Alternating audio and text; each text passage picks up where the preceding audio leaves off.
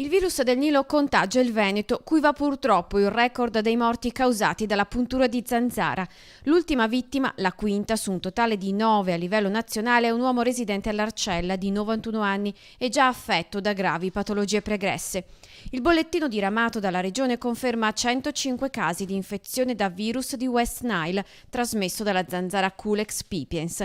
34 evoluti nella forma neuroinvasiva, con 5 decessi, tutti avvenuti però in persone anziane o malati cronici. L'80% dei casi è perfettamente asintomatica l'infezione. Abbiamo un 20% dei casi, di cui il 18% abbiamo una sindrome similinfluenzale. Proprio come per il virus influenzale nella stagione invernale è in questo quadro che vanno collocati i decessi, ovvero in soggetti in età molto avanzata o con condizioni cliniche gravi. La provincia con più casi è Padova, 43 totali con 34 forme febbrili e 9 neuroinvasive, seguita da Rovigo, Verona, Venezia, Treviso e quindi Vicenza.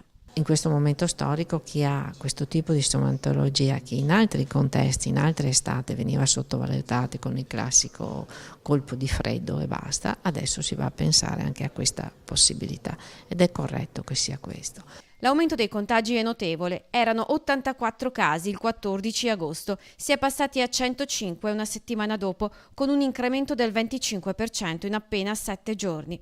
Ma pare che con la febbre del Nilo dovremo convivere, perché i cambiamenti climatici di fatto hanno portato sul territorio italiano vettori prima quasi sconosciuti. La cosa che io ritengo di fondamentale importanza è quella prevenzione che tu devi fare sulla tua persona. Dunque coprirsi con gli abiti o spalmare repellenti specifici.